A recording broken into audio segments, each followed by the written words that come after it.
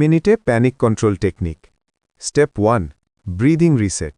সবচেয়ে জরুরি, এটা সরাসরি প্যারাসিম্প্যাথেটিক নার্ভাস সিস্টেম অ্যাক্টিভেট করে। কি করবে?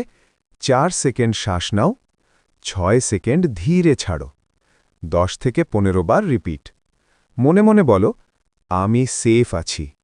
স্টেপ 2, প্যানিকে ব্রেন ভুল চিন্তা করে, আমি মারা যাচ্ছি, হার্ট অ্যাট্যাক হচ্ছে।